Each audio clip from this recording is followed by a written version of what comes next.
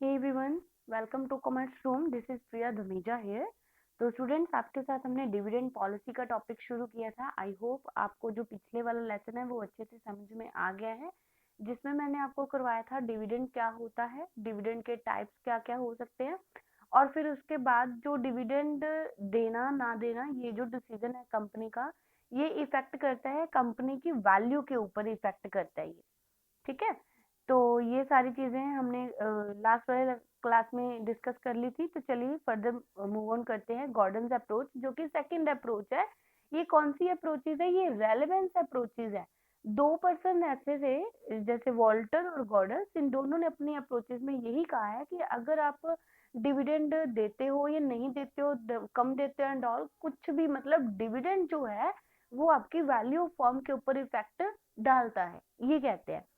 लेकिन हमारी जो दूसरी अप्रोच है इररेलेवेंस अप्रोच, वो ये कहती है कि आप डिविडेंड का जो भी डिसीजन लोगे उससे जो है कंपनी की वैल्यू के ऊपर है जो वो इफेक्ट नहीं पड़ेगा। तो हमने ये देखा था लास्ट वाली क्लास में, हमने ये डिस्कस किया था कि जो रेलेवेंस अप्रोच है ना, वो ये कहते हैं कि जो डिविडेंड है, डिविडेंड ही एकमात्र ऐसा सोर्स है जो कि कम्युनिकेट करता है to the existing shareholder और टू द न्यू इन्वेस्टर्स, कि डिविडेंड से ही पता चलता है कि डिविडेंड से ही पता चलता है। तो जो डिविडेंड है वो इफेक्ट करता है हमारी वैल्यू ऑफ फर्म के ऊपर, क्योंकि वो एक ऐसा सोर्स है जो कम्युनिकेट करता है कि कंपनी की प्रॉफिटेबिलिटी क्या है, कंपनी की पोजीशन क्या है। ठीक है, तो वॉल्टर का अप्रोच हमने कर लिया था। चलो मैं एक एक मिनट के लिए आपको रिवीजन पर्पज के लिए करवा देती हूँ कि जो आपका गॉर्डन का अप्रोच था वो क्या कहता था। देखो, इसमें ना इन्होंने तीन सिचुएशंस बनाई थी। Just a wait, see, here it is. तो इसमें इन्होंने तीन सिचुएशंस बनाई थी। ये कहते थे कि अगर आपकी return on capital, return on investment जो भी आपकी है वो इक्विटी से ज्यादा है, तो उस केस में आप जीरो पे आउट रखोगे। क्यों जीरो पे आउट रखोगे? क्योंकि कंपनी की अर्निंग्स ज्यादा है, इट मीन्स कंपनी बहुत अच्छे से चल रही, कंपनी के पास ग्रोथ अपॉर्चुनिटीज हैं, उसको अपना पैसा नहीं देना चाहिए एज अ डिविडेंड, क्योंकि उसको अभी पैसे की रिक्वायरमेंट है। अगर वो डिविडेंड दे देगी, 100% पे आउट कर देगी, तो उस केस में कंपनी को फिर आउटसाइडर जो उनके हैं उन पे रहना पड़ेगा, डिपेंड होना पड़ेगा। तो लेकिन ये तो जो है हमारी अप्रोच वो ये कहती थी कि आपने जो भी करने हैं, फंड्स वगैरह यूज करने हैं, वो आप एक्सटर्नल सोर्सेज से नहीं करोगे, ये इसकी assumption थी। तो इसलिए इन्होंने 100% क्या कर दिया, मतलब रिटेन कर लिया। अगर रिटेन कर रहे हैं तो पे नहीं कर रहे हैं, अगर पे कर रहे हैं तो रिटेन नहीं कर रहे हैं, ये इनका मेन फंडा था। तो ये कहते थे कि अगर पे करना है तो पूरा करना है, अगर पे नहीं करना है तो फिर कुछ भी नहीं करना है। तो अगर आपकी रिटर्न कम है as compare to the cost of equity, तो उस केस में आप 100% पे आउट पॉलिसी रखो। अगर आपकी इक्वल आती है तो आप वहां पे 0 to 100% कुछ भी पे कर दो, ये इनडिफरेंट है, इससे कुछ भी इफेक्ट नहीं पड़ेगा, सेम ही रहेगा कंपनी का जो शेयर प्राइस है। ये इसका फॉर्मूला था, ये बहुत ज्यादा इंपॉर्टेंट है, इसको अच्छे से समझ लो। जो आपकी है डिविडेंड, डी डिविडेंड है, K cost of capital, R return on equity, then जो आपकी ई है अर्निंग पर शेयर, और डी डिविडेंड पर शेयर। तो ये आपको सारा कुछ दिया होगा, आपको वैल्यूज फिल करनी है, देन इसको सॉल्व करना है कि आप किस हिसाब से सॉल्व करते हो। ओके, तो चलिए शुरू करते हैं हमारा आज का टॉपिक, जो कि हमारी है गॉर्डन्स अप्रोच। तो जो आपकी गॉर्डन अप्रोच है वो ये कहती है कि जो डिविडेंड है वो इफेक्ट करता है, कुछ अजम्पशंस है। सबसे पहले अजम्पशंस बहुत ज्यादा इंपॉर्टेंट है, अजम्पशन को अच्छे से देख लो, समझ लो। Firm is an all equity firm, firm है जो इक्विटी फर्म है। No external financing is available और use, retained earning represents the only source of financing investment program. ये वाली अजम्पशन वॉल्टर ने भी अपने मॉडल में ली थी कि कोई भी जो है बाहर से आपने फाइनेंसिंग नहीं करनी है, सिर्फ आपकी रिटेन अर्निंग्स है जो आपकी सोर्स बनेगी इन्वेस्टमेंट के लिए। तो जो आपका रेट ऑफ रिटर्न है फर्म का, जो इन्वेस्टमेंट है वो कांस्टेंट रहने वाला है, ये इंपॉर्टेंट है कि यार आपकी हमेशा ही कांस्टेंट रहने वाली है। और इसके बाद इन्होंने रिटेंशन रेशो, जिसको इन्होंने बी बोला है, रिटेंशन रेशो को रिटेन करने को बी बोला है, once decided upon is constant, कितना रिटेन करना है एक बार आपने डिसाइड कर लिया वो उसके बाद कांस्टेंट ही रहेगा। तो उसके बाद जो ग्रोथ ऑफ द फर्म है जी, जिसको जी बोला है, जिसको इन्होंने बोला है बी इंटू आर।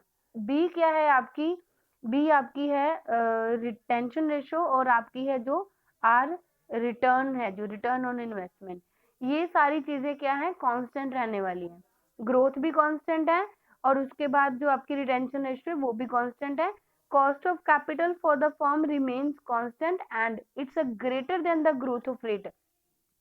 जो आपकी कॉस्ट ऑफ कैपिटल है वो हमेशा कांस्टेंट रहने वाली है, और ये ग्रोथ से ज्यादा होगी, ऑलवेज ग्रोथ से क्या होगी, ज्यादा होगी। K is greater than B R. B R को बोला है इन्होंने ग्रोथ, ये आपकी ग्रोथ रेट है जो कि हमेशा कांस्टेंट रहने वाली है, ठीक है। तो बी आपकी जो क्या बन जाती है, रिटेंशन रेशो बन जाती है। तो the firm has a perpetual life, मतलब लॉन्ग लाइफ है फर्म की, ठीक है। और उसके बाद इसका अपना खुद का डिसीजन है। फिर उसके बाद इसके जो कॉर्पोरेट टैक्सेस है वो एग्जिस्ट नहीं करते हैं। तो ये सारी की सारी अजम्पशंस हैं, आगे जाके इन्हीं को ही हमने क्रिटिसाइज करना है, क्रिटिसाइज हो जाएंगी आगे जाके। इसके बाद हमारा ये फॉर्मूला है, बहुत ज्यादा इंपॉर्टेंट है, इसको अच्छे से देख लो, समझ लो। जो आपकी ई है, ई का मतलब आपका जो अर्निंग पर शेयर है उसको आपने मल्टीप्लाई करना है 1 माइनस बी। बी का मतलब क्या है, बी का मतलब है रिटेंशन रेशो।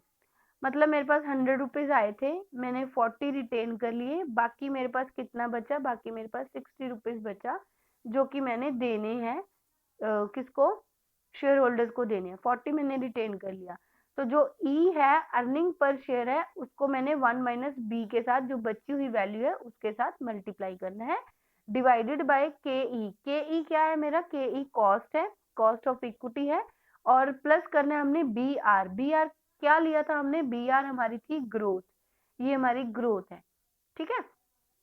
तो इस फॉर्मूले को एक इस तरीके से भी आप कर सकते हो। P0, P0 आपकी क्या है, P0 आपकी है प्राइस, जो आपका करंट प्राइस है वो है। D1 जो आपका डिविडेंड है, एक्सपेक्टेड डिविडेंड है एट द एंड, जो कि आप डिक्लेयर करने वाले हैं, कंपनी डिक्लेयर करने वाली है, D1 divided by KE minus G। G आपकी है ग्रोथ रेट।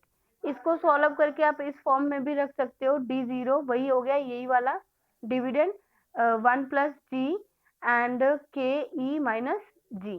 तो ये आपका बन जाता है गॉर्डन का फॉर्मूला, ठीक है। तो इसको अच्छे से देख लो, समझ लो, लर्न कर लो एक तरह का। फिर उसके बाद समझ के चलना, लर्न करने की तो नीड ही नहीं होगी। फिर देखो, ये जो है हमारा गॉर्डन का बताया गया है कि इन्होंने भी यही बताया कि जो हमारी रेट ऑफ रिटर्न है फॉर्म की इन्वेस्टमेंट के ऊपर वो ग्रेटर है, greater than the required rate of return. Required rate of return क्या होता है, रिक्वायर्ड रेट ऑफ रिटर्न होती है हमारी कॉस्ट ऑफ इक्विटी। मतलब इतना तो हमें चाहिए ही चाहिए, जितना पैसा हम लगाते हैं मिनिमम उतना तो हमें रिक्वायर्ड है, ये चाहिए ही चाहिए। अगर आपकी ये ज्यादा है, and the price per share increases as a dividend pay out ratio decreases. आपका जो प्राइस पर शेयर है वो इंक्रीज हो जाएगा, डिविडेंड पे आउट रेशियो है वो आपकी डिक्रीज हो जाएगी। इससे क्या होगा कि जो आपकी ग्रोथ फर्म है वो डिस्ट्रीब्यूट करेगी smaller dividend and should retain the maximum earning. देखो वॉल्टर ने भी यही बोला था, वॉल्टर ने भी यही वाला कॉन्सेप्ट लिया था कि आपकी जो कॉस्ट है वो आपकी कम है as compare to the return. Return लेते हैं हम यहाँ पे, जो आपकी रिटर्न है आर है वो ग्रेटर है देन कॉस्ट ऑफ इक्विटी। यही उन्होंने लिया था, उन्होंने ये कहा था, वॉल्टर ने ये कहा था कि अगर ऐसी सिचुएशन है ना तो 100% आप क्या करो, 100% आप रिटेन कर लो, सारा का सारा ही रख लो, कुछ भी नहीं देना। लेकिन गॉर्डन क्या कहते हैं, गॉर्डन ये कहते हैं कि अगर आपकी ऐसी सिचुएशन है ना, आप 100% रिटेन मत करो, आप डिविडेंड डिस्ट्रीब्यूट करो, बट थोड़ा आप रिटेन करो, थोड़ा आप डिस्ट्रीब्यूट करो। स्मॉलर डिविडेंड है जो आपको वो रिटेन, स्मॉलर डिविडेंड आपको डिस्ट्रीब्यूट करना चाहिए, और मैक्सिमम जो है आपकी रिटेनिंग होनी चाहिए। जैसे मैंने 100 रुपीज अर्न किए, ये मेरी सिचुएशन है, इसमें से मैं क्या करती हूँ कि 40 रुपीज है जो मैं एज अ डिविडेंड डिस्ट्रीब्यूट कर देती हूँ, और उसके ऑपोजिट में 60 रुपीज है जो वो मैं रिटेन कर लेती हूँ। ये इन्होंने बोला है, ठीक है, कि डिविडेंड हमने देना है लेकिन वॉल्टर कहता है कि 100% रिटेन कर लो, ये कह रहे हैं कि 100% रिटेन नहीं करने की नीड है, आप थोड़ा डिविडेंड दे दो लेकिन देना जरूर है। ओके, तो ये है इस फर्स्ट पॉइंट में। आई होप यहाँ तक आपको क्लियर हो गया होगा। तो सेकंड है when the rate of return is equal to the required rate of return, जब ये इक्वल हो जाते हैं तो उस केस में जो प्राइस पर शेयर है वो अनचेंज रहने वाला है, एंड जो आपका फर्म का प्राइस है, शेयर प्राइस है, वो डिविडेंड पॉलिसी से तो बिल्कुल भी इफेक्ट नहीं होने वाला है। For the normal firm there is a no optimum dividend pay out ratio, तो इस केस में किसी भी फर्म के लिए कोई भी रेशियो ऑप्टिमम पे आउट रेशियो नहीं हो सकती है। उसके बाद हमारा थर्ड केस आ जाता है। थर्ड केस वही है जब आपकी आर है वो कम है as compare to the cost of equity. उस केस में आपने क्या करना है, रिवर्स कर देना ऊपर वाली सिचुएशन को कि आप dividend pay out ratio increase कर दो।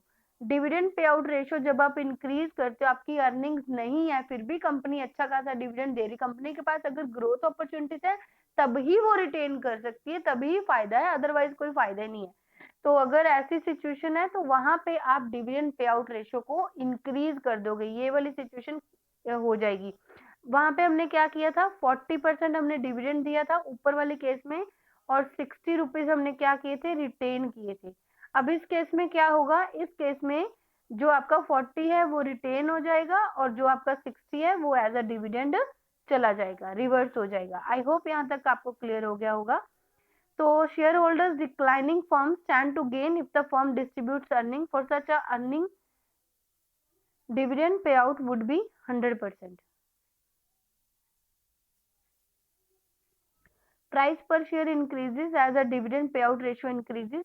Price है जो कंपनी का शेयर का वो तभी इंक्रीज होगा अगर कंपनी ज्यादा से ज्यादा डिविडेंड देगी, ज्यादा से ज्यादा डिविडेंड डिक्लेयर करेगी। और अगर उस केस में है जो आपकी कंपनी है आपको 100% भी पे करती है तब भी वो आपका ऑप्टिमम कंसीडर होगा। ठीक है, तो आई होप यहाँ तक आपको क्लियर होगा। चलिए मैं आपको एक एग्जांपल करवाती हूँ, फिर आपको ये सारा क्लियर कर दूंगी कि मैं क्या इस पॉइंट्स में आपको समझा रही हूँ। देखो, सबसे पहले आपके पास क्या दिया हुआ है, रिटर्न ऑन इन्वेस्टमेंट 15% दी हुई है।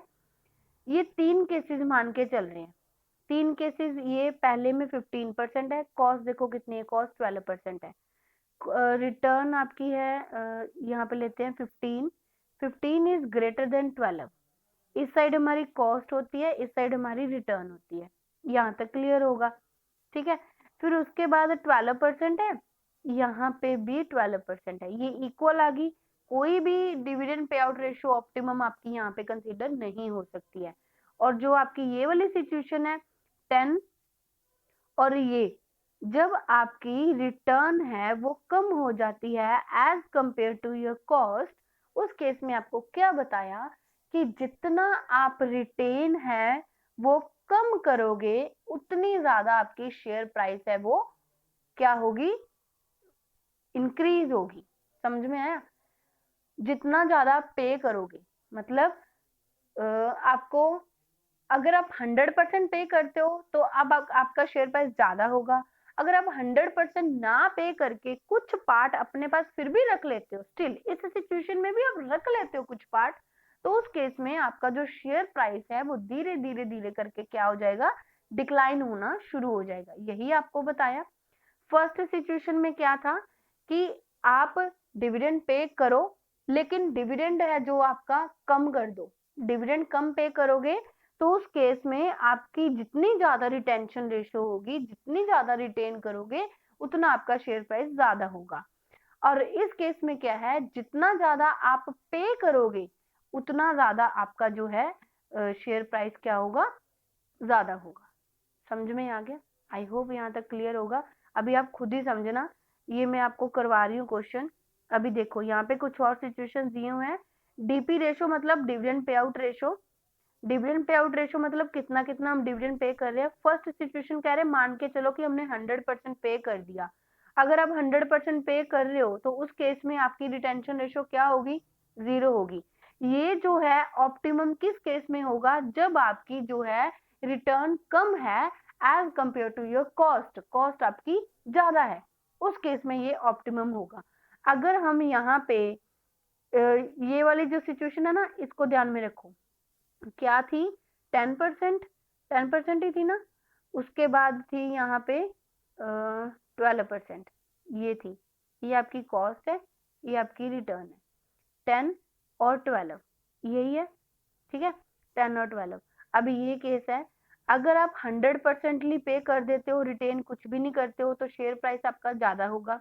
अगर आप 80% पे करते हो और 20% स्टिल अपने पास रिटेन कर लेते हो, तो शेयर प्राइस आपका कम हो जाएगा।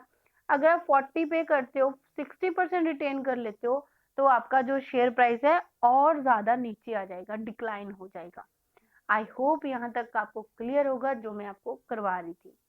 चलो अभी इसको सॉल्व करके देखो। ये फॉर्मूला याद में रखना है सबने।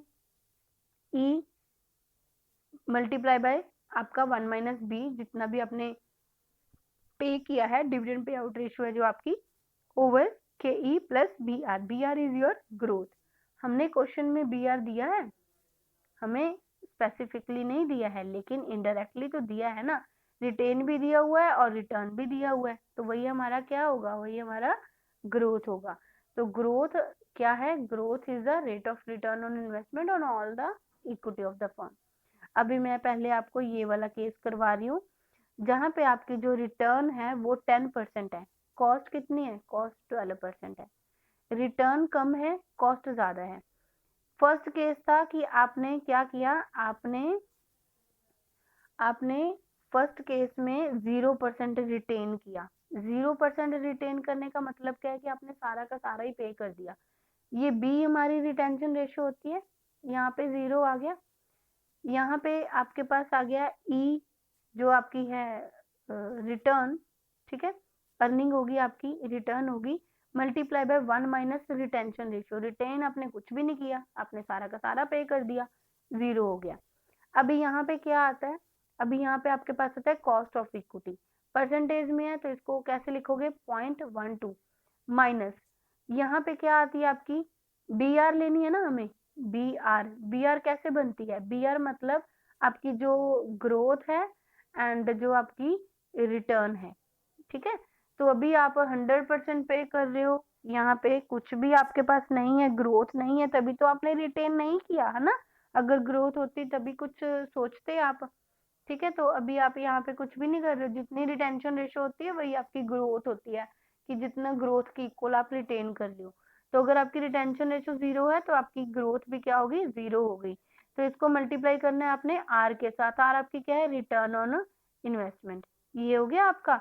इसको सॉल्व कर लो। सॉल्व करके आपके पास शेयर प्राइस कितना आ गया? शेयर प्राइस आपके पास आ गया 8.3, ठीक है, 8.3 आ गया आपके पास। अभी इसको सॉल्व करते हैं। ये देखो, अभी सेकंड केस क्या था कि आपने 20% है जो वो रिटेन कर लिया है। अगर आप 20% रिटेन कर रहे हो, इसका मतलब आपकी ग्रोथ भी 20% है। ये हो गया 10 मल्टीप्लाई बाय 1 माइनस 0.20, फिर उसके बाद आपका आ गया 0.12 माइनस 0.20।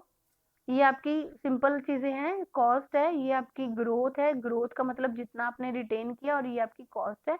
इसको सॉल्व किया तो आपका शेयर प्राइस कितना होगा? 80 हो गया। अब यहाँ पे आप क्लियरली देख सकते हो कि जो आपका यहाँ पे जो शेयर प्राइस है वो 83.33% है। जब आप कुछ भी नहीं रिटेन कर रहे हो, सारा का सारा पे कर रहे हो, 100% पे कर रहे हो, तो शेयर प्राइस ज्यादा है। जब आप कुछ रिटेन कर लेते हो, तो उस केस में आपका जो शेयर प्राइस है वो क्या हो जाएगा?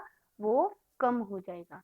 आई होप यहाँ तक आपको क्लियर होगा। अगर आप इससे भी ज्यादा पे करते हो, 60% रिटेन कर लेते हो, 40% आप पे कर रहे हो, आपकी अर्निंग्स कम है, आपको पता है कि आपकी ग्रोथ नहीं है, फिर भी स्टिल आप वहां पे रिटेन कर रहे हो, तो वहां पे आपका जो शेयर प्राइस है वो क्या हो जाएगा? और कम हो जाएगा। अभी आप इसको खुद से करके देखना कि यहाँ पे अगर आप 60 यूज कर लेते हो, 60% कर लेते हो, तो यहाँ पे आ जाएगा आपका 0.60। इसको सॉल्व करके देखना, यहाँ पे भी 0.60 आ जाएगा, तो यहाँ पे आपका जो शेयर प्राइस है और डिक्रीज हो जाएगा। आई होप यहाँ तक आपको क्लियर होगा कि क्या मैं आपको यहाँ पे बता रही थी। कहाँ पे बताया ये मैंने आपको? ये मैंने आपको यहीं पे बताया कि जब आपकी जो रेट ऑफ रिटर्न है वो लेस है, less than the required rate of return, उस केस में आपका जो प्राइस पर शेयर इंक्रीजेज होगा वो उस केस में ही इंक्रीज होगा। आपका शेयर प्राइस तभी इंक्रीज होगा जब आपका जो डिविडेंड पे आउट रेशियो है वो आपकी इंक्रीज होगी। मतलब जितना ज्यादा डिविडेंड आप पे करोगे उतना ज्यादा आपकी जो है वैल्यू फॉर्म है इंक्रीज होगी, अर्निंग पर शेयर है जो आपका इंक्रीज होगा। ओके, अगर इसका रिवर्स करते हो, अगर आप डिविडेंड पे आउट रेशियो कम कर देते हो तो उसके ऑपोजिट जो आपका प्राइस है, शेयर प्राइस है, वो भी कम हो जाएगा। मतलब कि ये यहाँ पे सेम डायरेक्शन में चलती है। अगर dividend pay out ratio increase होगी तब आपका अर्निंग पर शेयर भी इंक्रीज होगा, अगर dividend pay out ratio decrease होगी तब आपका अर्निंग पर शेयर भी डिक्रीज होगा। आई होप यहाँ तक आपको क्लियर हो गया होगा। पहले अगर कुछ इधर उधर हुआ है पॉइंट तो प्लीज अभी यहाँ पे क्लियर कर लो। अगर पहले कुछ कंफ्यूजन मेरी ओर से, मुझे ऐसा लग रहा है कि मैंने कुछ उल्टा पुल्टा बोल दिया होगा, तो आप समझ लेना इस पॉइंट को। तो ये अभी आपका क्लियर कर दिया मैंने। उसके बाद देखो कि अगर आप 100% पे करोगे ना उनको, तभी आपके जो शेयर होल्डर्स हैं वो आपके साथ स्टैंड करेंगे, मतलब अर्निंग पर शेयर आपकी तभी इंक्रीज हो जाएगी। ये आपको समझा दिया गया है टॉपिक में एग्जाम्पल के साथ। ओके, तो उसके बाद ये आपका सेकंड केस था, ये देख लो। सेकंड केस जहाँ पे आपकी जो रिटर्न है वो ज्यादा है as compare to your equity, उस केस में आपको क्या है, पे आउट रेशियो क्या रखनी है, 0। यहाँ पे 0 रखी है, सॉरी रिटेंशन रेशियो 0 रखी है। जब आपके पास ग्रोथ अपॉर्चुनिटी है तब भी आप उसको पे किए जा रहे हो, आप कुछ रिटेन नहीं कर रहे हो, 0 रिटेन है आपकी, उस केस में आपका शेयर प्राइस क्या है, 83.33%। अभी देखो यहाँ पे उन्होंने 80% पे किया और 20% रिटेन कर लिया। जैसे ही हमने रिटेन करना शुरू किया हमारा शेयर प्राइस क्या हो गया, 88.89 रुपीज। ठीक है, तो ये हो गया आपका। इसका मतलब ये दोनों रिवर्सली चलते हैं। यहाँ पे आपको रिटेन जितना ज्यादा करोगे, इस सिचुएशन में रिटेन जितना ज्यादा करोगे आपका अर्निंग पर शेयर इंक्रीज होगा। अगर इस केस में आप रिटेन करोगे तो उस केस में आपका जो अर्निंग पर शेयर है वो डिक्रीज होगा। अगर डिविडेंड पे आउट के रेशियो के पॉइंट ऑफ व्यू से देखें तो डिविडेंड पे आउट रेशियो जितनी ज्यादा यहाँ पे कम होगी अर्निंग पर शेयर इंक्रीज होगा। कहने का मतलब ये रिवर्सली चलते हैं। यहाँ पे जितना डिविडेंड पे आउट रेशियो कम होगा आपका जो है शेयर प्राइस भी कम होता जाएगा।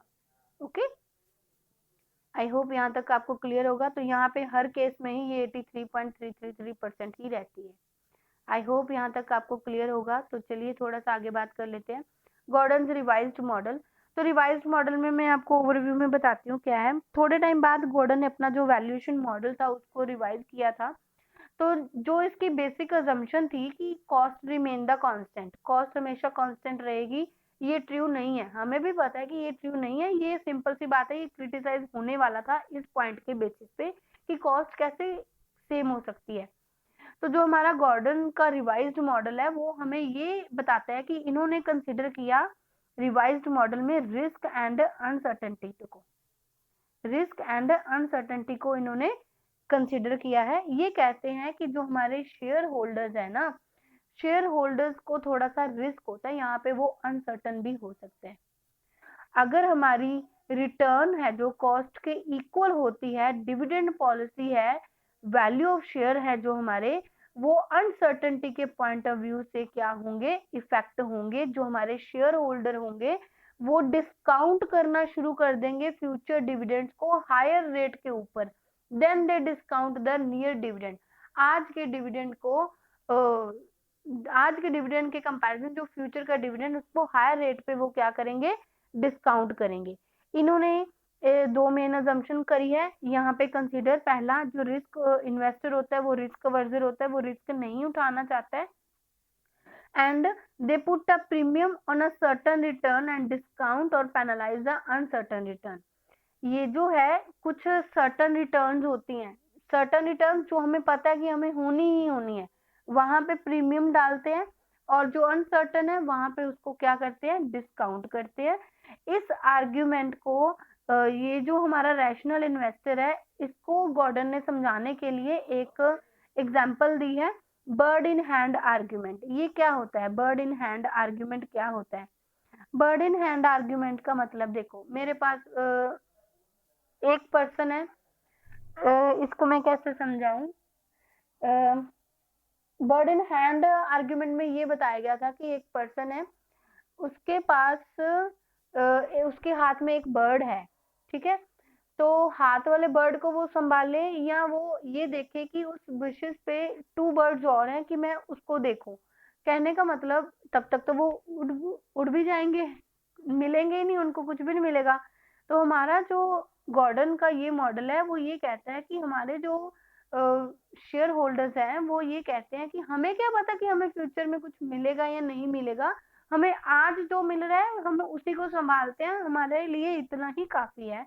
हम और जो दूर है जिसका श्योर ही नहीं है कि हमें मिलेगा या नहीं मिलेगा, हम उसको कंसिडर नहीं कर रहे हैं, ठीक है। तो ये आर्गुमेंट बताया था कि रुपी ऑफ डिविडेंड इनकम, जो आपकी डिविडेंड इनकम है आज की, is more than the rupee value of capital gain. आज जो आपको मिल रहा है उसकी वैल्यू ज्यादा है एज कंपेयर टू द जो आपको फ्यूचर में कुछ भी। तो जो गॉर्डन का रिवाइज मॉडल है, आई होप आपको क्लियर हो गया होगा कि जो वैल्यू हमारा जो शेयर होल्डर है, रैशनल इन्वेस्टर है, वो रिस्क अवर्जर है और वो ये सोचता है कि आज की जो रुपी वैल्यू है जो हमें आज मिल रहा है ना, वो ज्यादा बेटर है as compare to the future. जो भी हमें फ्यूचर में मिलने वाला है वो ज्यादा उसके कंपैरिजन आज का हम ज्यादा प्रेफर करेंगे, ठीक है। तो जो हमारा स्टेक होल्डर है वो बर्ड इन हैंड का जो है वो प्रिंसिपल अप्लाई करता है। बर्ड इन हैंड का वही है कि वर्थ जो आपके हाथ में है उसकी वर्थ ज्यादा है as compare to two in the bushes, कि जो 2 बुशेस पे बैठे हैं उसकी कंपैरिजनली उसको उसको देखते हुए कि पता नहीं ये आएंगे भी नहीं हमारे हाथ में, तो जो हाथ में हम उसको ज्यादा प्रेफर करते हैं उसकी ज्यादा वर्थ है। तो यही रीजन है कि willing to pay premium for the stock and with the high dividend rate they just discount one with the lower rate। जब आप उनको डिविडेंड वगैरह ज्यादा मिलेगा तो वो डिस्काउंट है जो वो लोअर रेट से करेंगे। तो हम ये कह सकते हैं कि अनसर्टेनिटी के कॉन्टेक्स्ट को कंसिडर करते हुए कि ये जो मॉडर्न है, रिवाइज्ड मॉडल है, इसने यही बोला ना कि कॉस्ट ऑफ कैपिटल कांस्टेंट नहीं हो सकती। इन्होंने खुद ही अपनी अजम्पशन को क्या कर दिया, रिवाइज कर दिया कि कंपनी जो है कभी भी अपनी कॉस्ट ऑफ कैपिटल को कांस्टेंट कैसे मान सकती है, क्योंकि यहाँ पे अनसर्टेनिटी होती है। अनसर्टेनिटी मतलब इन्वेस्टर को रिस्क होता है, तो वो अपनी एक्सपेक्टेशंस को बढ़ाएगा। जैसे ही एक्सपेक्टेशंस बढ़ेंगी तो हमारी कॉस्ट ऑफ कैपिटल भी बढ़ जाएगी। तो सिंपल सी ये बात है। तो यही कह सकते हैं कि हमारा जो डिविडेंड पे आउट रेशियो है इस तरह से सेट होना चाहिए and offer a high dividend yield in order to minimize the cost of capital. अगर आप कॉस्ट ऑफ कैपिटल को कम करना चाहते हो, बढ़ी हुई कैपिटल को कम करना चाहते हो, तो आपको ज्यादा डिविडेंड वहां पे देना पड़ेगा। क्योंकि देखो जो कॉस्ट ऑफ कैपिटल है, कॉस्ट ऑफ इक्विटी है, वो क्या है, वो एक्सपेक्टेशंस है शेयर होल्डर्स की। जितना शेयर होल्डर्स आपसे एक्सपेक्ट कर रहे हैं मिनिमम आपको उतना अर्न करके उनको देना पड़ेगा। तो कॉस्ट ऑफ कैपिटल आपकी इंक्रीज हो जाएगी। कॉस्ट ऑफ कैपिटल जो इंक्रीज हुई है उसको कैसे मिनिमाइज किया जा सकता है, डिविडेंड पे आउट रेशियो को इंक्रीज करके किया जा सकता है। तो ये कह सकते हैं कि हमारा जो कॉस्ट ऑफ कैपिटल है वो कभी भी कांस्टेंट नहीं होता है। तो आई होप यहाँ तक आपको क्लियर होगा गॉर्डन और वॉल्टर्स अप्रोच। आगे बात करते हैं एमएम अप्रोच के बारे में, जो कि आपकी है रेलेवेंस, सॉरी इररेलेवेंस अप्रोच है ये आपकी।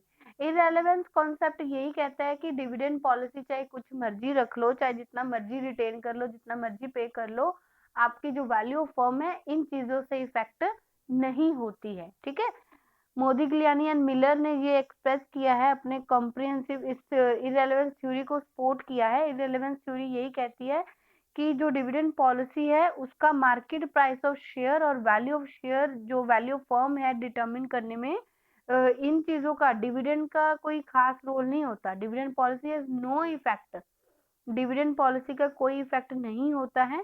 तो वैल्यू ऑफ फर्म को डिटरमिन करने के लिए अर्निंग कैपेसिटी और इन्वेस्टमेंट पॉलिसी रोल प्ले करती है। अर्निंग कैपेसिटी क्या है, कंपनी कैसे अर्न कर रही है, अर्न करेगी तभी तो वो डिविडेंड दे पाएगी ना। तो पहले अर्निंग के बारे में अब सोचो, अर्निंग कैसे होगी अच्छी खासी, अगर आप इन्वेस्टमेंट पॉलिसी अपनी अच्छी बनाओगे, सही जगह पे इन्वेस्ट करोगे, तभी अर्निंग होगी, तभी आप अच्छे से डिविडेंड दे पाओगे।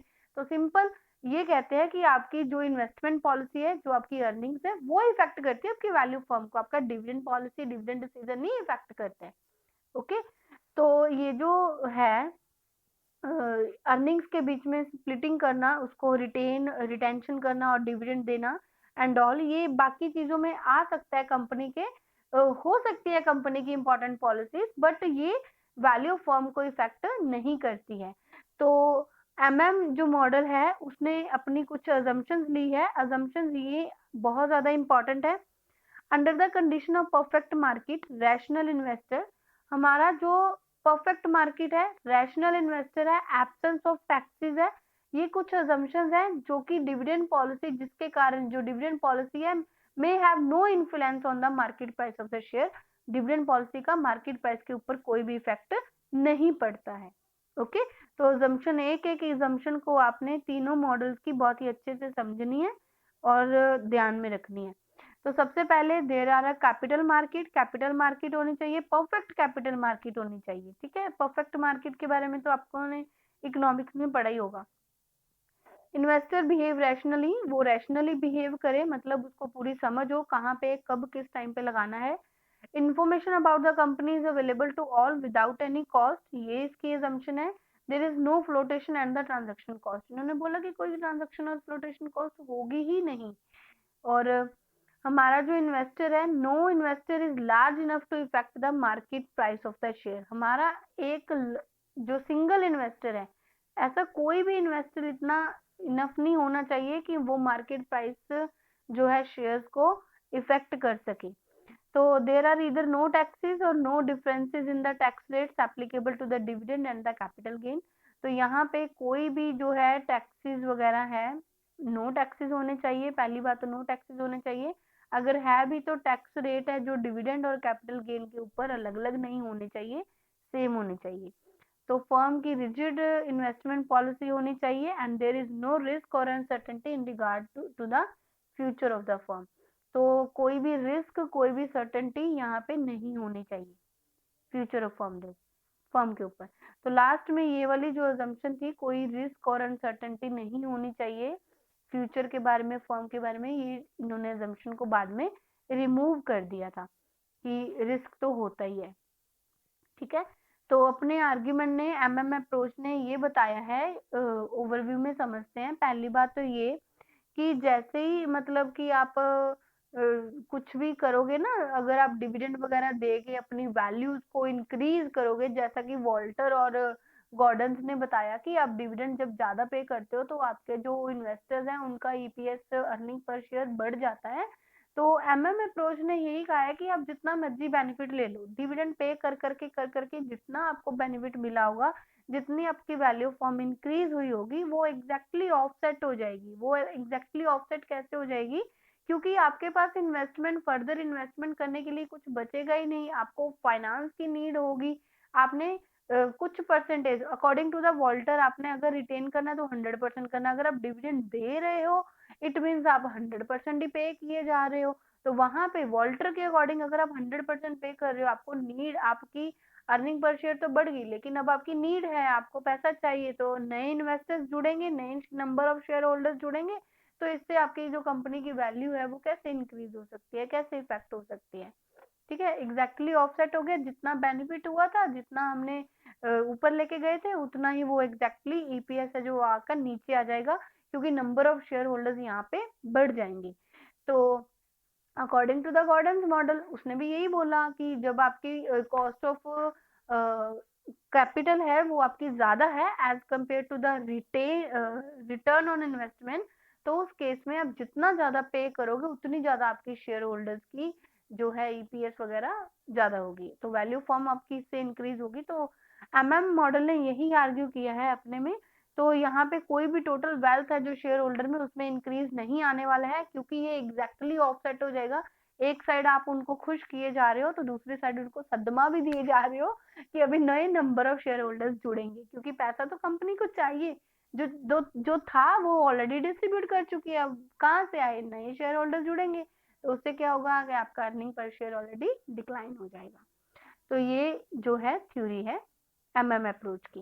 ठीक है, देखो whatever the increase in the value of firm result from the payment of dividend, जितना भी डिविडेंड की पेमेंट करके मिलेगा आपको increase, exactly offset by the decline in the market price of the share, price आएगा यहाँ पे market price of the share because external financing, क्योंकि वहां पे उन्होंने साफ साफ मना कर दिया था कि एक्सटर्नल फाइनेंसिंग करनी नहीं है, लेकिन यहाँ पे परफेक्ट कंपटीशन बोला इन्होंने, तो यहाँ पे एक्सटर्नल फाइनेंसिंग हो सकती है and there will be no change in the wealth of the share holder की वेल्थ में कोई भी चेंज नहीं आएगा. For example, if a company having an investment opportunity distribute all its earning among its share holder, it will have to raise the additional funds from the external sources and this will result increase in the number of shares and the payment of interest charges भी बढ़ेंगे resulting in falls in the earning per share. तो जैसे खर्चे बढ़ेंगे आपके तो आपकी earning per share है जो फ्यूचर की वो फॉल कर जाएगी. ये कहा हमें हमारे एमएम अप्रोच में, मोदिग्लियानी एंड मिलर अप्रोच ने ये बताया हमें कि एग्जैक्टली ऑफसेट हो जाएगी. तो whatever the shareholder gains on the account of dividend payment neutralized completely by fall in the market price share, जितना भी शेयर होल्डर्स को पहले गेन हुआ था तो वो एग्जैक्टली ऑफसेट हो जाएगा. कैसे हो जाएगा? क्योंकि मार्केट प्राइस पर शेयर है वो डिक्रीज हो जाएगा. क्यों डिक्रीज होगा? Due to the decline in expected earning per share, वो आपकी कम हो जाएगी. To be more specific, market price of the share in the beginning of the period is equal to the present value of the dividend paid at the. ये मैं आपको समझाती हूँ. देखो, ये कह रहे हैं कि जो आपका मार्केट प्राइस पर शेयर है जो स्टार्टिंग में होगा वो इक्वल होगा to the present value of the dividend paid at the end of the period. जो हमने एट द एंड पे करना है ना, लास्ट में साल के ईयर के एंड में हमने पे करना है, आज उसकी क्या वैल्यू है, प्रेजेंट वैल्यू देखो उसकी आज क्या है, प्लस मार्केट प्राइस शेयर का एट द एंड क्या होने वाला है, ये उसके ऊपर डिपेंड करता है. जो हमारा आज का प्राइस है, मार्केट प्राइस बिगनिंग का है, वो डिपेंड करता है किसके ऊपर? जो आप साल के एंड में डिविडेंड देने वाले हो उसकी प्रेजेंट वैल्यू के ऊपर, और जो आप साल के एंड में जो भी आपका मार्केट प्राइस पर शेयर होगा उसका टोटल करके आपके पास क्या आ जाता है? आज का प्राइस आ जाता है. देखो, इसको फॉर्मूला के साथ समझते हैं. ये आपके पास फॉर्मूला है D1 है यहाँ पे आपका dividend to be received at the end of the period. 0 है तो वो करंट है, 1 है तो मतलब साल के एंड में जो हमने देना है वो, प्लस मार्केट प्राइस जो साल के एंड में होगा, दोनों का टोटल डिवाइडेड बाय 1 प्लस के मतलब कॉस्ट ऑफ इक्विटी. इसको रेट ऑफ कैपिटलाइजेशन भी बोला जाता है. रेट ऑफ कैपिटलाइजेशन कभी कभी आ जाता है क्वेश्चन में कॉस्ट ऑफ इक्विटी की जगह पे, तो ये सेम ही चीज है. तो इसको डिवाइड करो, आपके पास आ जाएगा प्रेजेंट वैल्यू मार्केट प्राइस जो आज का है, बिगनिंग का है, प्रिवेलिंग मार्केट प्राइस है शेयर का, वो आ जाएगा आपके पास. ठीक है, तो इससे आप क्या कर सकते हो? वैल्यू निकाल सकते हो. वैल्यू ऑफ P1 मतलब लास्ट में जो मार्केट प्राइस शेयर का होने वाला है एट द एंड. तो आपके पास ये सारी चीजें हैं, P1 आप निकाल लो. तो इसको सॉल्व करके रिवर्सली K1 प्लस KE, ये पहले इधर आ जाएगा, डिवीजन में मल्टीप्लाई हो जाएगा, ये प्लस में, ये इधर जाके माइनस में हो जाएगा. तो इससे आप अपनी वैल्यू P1 की निकाल सकते हो. तो अभी इन्होंने बोला कि हमें तो नंबर ऑफ शेयर होल्डर्स नए वाले न्यू शेयर्स इशू करने पड़ेंगे, तो कितने न्यू शेयर्स इशू करने हैं ये भी तो देखना पड़ेगा ना. तो नंबर ऑफ शेयर्स कितने इशू कर सकते हो आप, इसको कंप्यूट करने का आपके पास ये वाला फॉर्मूला है. एम जो है आपकी, वो आपकी है number of shares to be issued, कितने नंबर ऑफ शेयर्स हमें और इशू करने पड़ेंगे. ठीक है, आई जो आपकी है that is your investment required, कितना पैसा हमें लगाना है, multiply by E is your total earning of the firm during the period, minus जो आप करोगे एन जो है आपकी number of share outstanding at the beginning, जो पुराने शेयर्स है ना वो मतलब कितने हैं बिगनिंग में, और उसको मल्टीप्लाई करोगे D1 के साथ कि उनको भी तो डिविडेंड पे करना है ना, डिविडेंड एट द एंड कितना पे कर रहे हैं, और डिवाइड हो जाएगा आपका P1 के साथ जो आपका मार्केट प्राइस फ्यूचर वाला है. तो इस फॉर्मूला को यूज करके आप number of shares to be issued, कितने नंबर ऑफ शेयर्स इशू करने हैं आप इसको सॉल्व कर सकते हो। इसको मैं आपको एक एग्जाम्पल के साथ समझाती हूँ। अभी देखो, ABC Limited belongs to a risk class for which the appropriate capitalization rate is 10%. It currently has outstanding 5,000 shares selling at ₹100 each. ये 100 रुपए में बेच रहे हैं, 5,000 शेयर इनके हैं एट प्रेजेंट। तो जो कंपनी की डिक्लेरेशन है एट द एंड वो इस तरह से दी हुई है। कंपनी एक्सपेक्ट कर रही है नेट इनकम 50,000 रुपीज की। प्रपोजल आया उसको 1 लाख रुपीज का इन्वेस्टमेंट का। तो आप हमें बताइए कि MM अप्रोच के अकॉर्डिंग वैल्यू ऑफ फर्म है जो उसकी क्या होगी। देखो, वैल्यू ऑफ फर्म निकालने से पहले आपको नंबर ऑफ जो नए शेयर्स है वो निकालने पड़ेंगे। मैं खाली अभी आपको नंबर ऑफ न्यू शेयर्स दिखा रही हूँ कि वो आपको कैसे निकालने हैं। तो ये आपके पास फॉर्मूला है नंबर ऑफ शेयर्स का। सबसे पहले आपको जो मार्केट प्राइस है ना P1 वो निकालनी पड़ेगी। तो प्रिवेलिंग प्राइस कितना बताया गया आपको, 100 रुपीज बताया गया। 1 प्लस KE, KE मतलब cost of capitalization, rate of capitalization, वो कितना बताया गया 10%, 0.10 आ गया। डिविडेंड अभी यहाँ पे कुछ भी नहीं, वो 0 हो गया। इसको सॉल्व करके आ गया आपके पास 110। 110 क्या है आपके पास, जो आपका मार्केट प्राइस में शेयर प्राइस होगा फ्यूचर में। ठीक है, तो अभी इसको यूज करके हमने क्या करना है, number of shares to be issued वो निकालने हैं। आई का मतलब क्या था, investment to be required. Investment हमें कितने की अपॉर्चुनिटी है, 1 लाख की है। माइनस अर्निंग्स हमारी कितनी है, एट प्रेजेंट हमारे पास कितने पैसे हैं, 50,000 तो हमारे पास अपना है। बाकी के हमें अरेंज करने हैं। तो वो अरेंज कैसे कर सकते हैं, वो हम नए शेयर्स इशू करके कर सकते हैं। तो एन जो है आपके पुराने number of share holder, existing share holder जो है वो, और उनको जो डिविडेंड वगैरह दे दिया है। मान लो देखो, मेरे पास 50,000 की आज अर्निंग आई है। अगर मेरे पास नंबर ऑफ शेयर होल्डर्स हैं और उनको मैं डिविडेंड दे रही हूँ, मान लो मैंने 10,000 दे दिया, बाकी मेरे पास कितना बचा, मेरे पास 40,000 बचा। तो यहाँ पे साफ साफ इसको कट करके 40,000 तो निकल गया। बाकी मुझे रिक्वायर्ड कितना था, 1 लाख मुझे चाहिए था।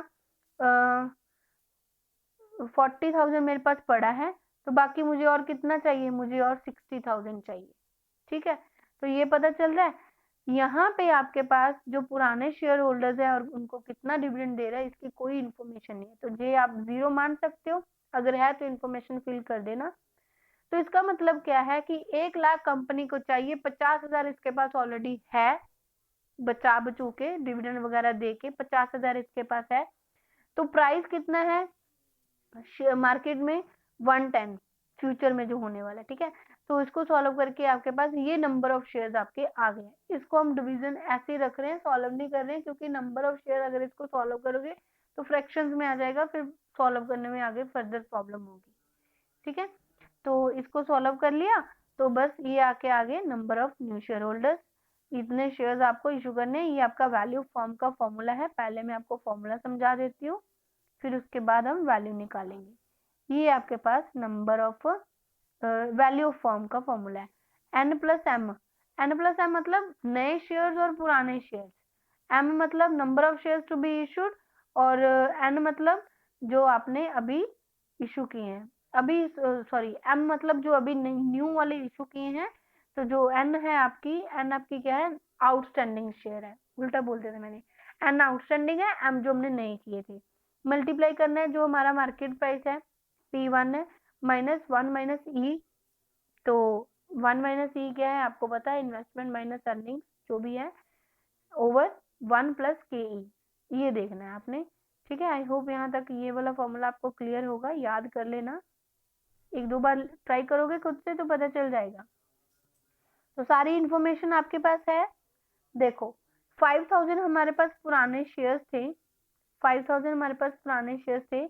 कुछ हमने नए शेयर्स इशू किए जो कि हमारे थे 50,000 ओवर 110 इनटू P1। P1 कितना है हमारा, आया था ना 110, उसको परसेंटेजली सॉल्व किया तो 1.10 आ गया। माइनस इन्वेस्टमेंट अपॉर्चुनिटी कितनी है, 1 लाख की, और फाइनेंस हमारे पास कितना था 50,000 रुपीज का। सॉल्व कर लो, 1 प्लस कैपिटलाइजेशन रेट। ये फॉर्मूले में हमने सारी वैल्यूज फिल कर दी है। फिल करके हमारे पास क्या आ गया, हमारे पास 50,000 रुपीज है, सॉरी 5 लाख रुपीज है, जो कंपनी की वैल्यू आ गई है। ठीक है, कंपनी की वैल्यू आ गई। ये कब है, ये तब है जब कंपनी डिविडेंड पे नहीं कर रही है। डिविडेंड्स आर पेड और not value of firm remaining the same 5 lakh. अगर आप करो चाहे ना करो ये आपकी सेम ही रहने वाली है। ये आपका केस था जब आपका जो डिविडेंड है वो 0 है। ठीक है, अभी मैं अगर आपको होमवर्क दूं तो यहाँ पे आप डिविडेंड पे करके देखना, डिविडेंड आप 6 रुपीज पे करके देखना। यहाँ पे आप डिविडेंड 6 रुपीज पे कर रहे हो। अगर जो डी की वैल्यू जहाँ पे अभी 0 ली है ना, 0 ली है, वहां पे 6 रुपीज के हिसाब से आपका यहाँ पे सॉल्व हो जाएगा। Okay, number of shares to be issued जो 0 ली है ना, तो 5000 हमारे शेयर होल्डर्स हैं और 6 रुपीज एक जने को मिल रहा है, तो बाकियों को कितने मिल गए? तो ये आप सॉल्व करके निकाल के मुझे बताना कि आपका जो वैल्यू ऑफ फर्म है वो सेम ही रहेगा। ये देखो ऊपर वाला पोर्शन इसी का था, उसको सॉल्व करके भी आपकी वैल्यू 5 लाख की आती है। तो वो अप्रोच के अकॉर्डिंग यही आपको बताया गया है कि चाहे आप डिविडेंड पे करो चाहे आप ना करो, दोनों केसेस आपकी जो वैल्यू है वो सेम ही रहने वाली है, वो चेंज नहीं होने वाली है। तो this was all about your dividend policy. I hope आपको अच्छे से क्लियर हो गया होगा। अगर कोई डाउट कोई कंफ्यूजन होती है तो मुझे कमेंट या मैसेज करके बता सकते हो। और अभी तक मेरे चैनल को सब्सक्राइब नहीं किया तो प्लीज चैनल को सब्सक्राइब कर दीजिए। Thank you.